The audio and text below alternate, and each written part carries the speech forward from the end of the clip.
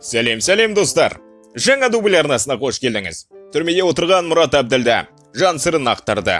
Атышулы блогер әрі әнші Мұрат Әбділда темір тордағы өмірі туралы айтып берді. Жазасын өтеуші өнердегі достарына ренжулі.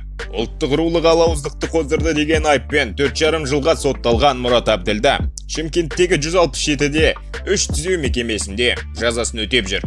Абақтыда отырып сұхбат берген блогер түрмеде дәнекерлеуші болып жұмыс істеп жүргенін айтты. Ол бос уақытында Мұқағали Мақатаевтың кітаптарын оқиды екен. Атышулы блогер не үшін сотты болғанын алғаш рет тарқатып айтып берді және барша көрермендерінен кешірім сұрайды. Әлеуметтік желіде тікелей эфирде отырғанмын. WhatsApp арқылы бейтаныс 15-ке шақты нөмірден қоңырау келіп түсті. Ар намысыма тиетін сөздер айтылды. Тек менің емес, бүкіл шымкенттіктерді балағаттай бастады. Қатты ашуланып кеттім. Оларға жауап ретінде тікелей эфир кезінде боқтап жібердім. Мынау былай деді, сосын мен солай дедім деп отырмаймын. Менің ол әрекетім дұрыс болмады. Себебі бүкіл халық эфир арқылы көріп отырды.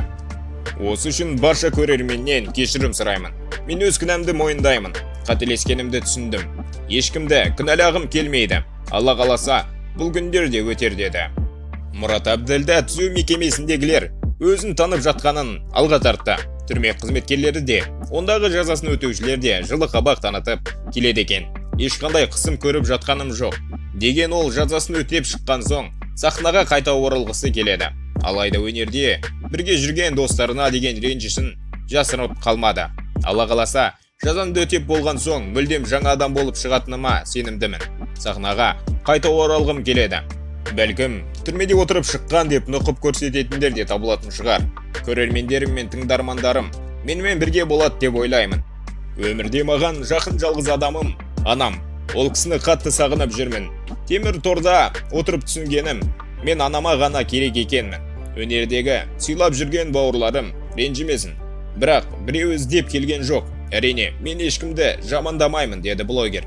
Сұхбат соңында Мұрат Әбділда басына қиыншылық туғанда өзіне қолдау көрсеткен тыңдармандарым мен көрермендеріне темір тордың ар жағынан сәлем жолдады. Мен шығармашылықтың адамымын, өнерді ұмытпаймын. Мен өлген жоқпын, тірімін. Алла қаласа, араларыңызға қайта оралатын боламын. Менің болашақ әндерім мен бейнеклиптерімді міндетті түрде күтіңіздер.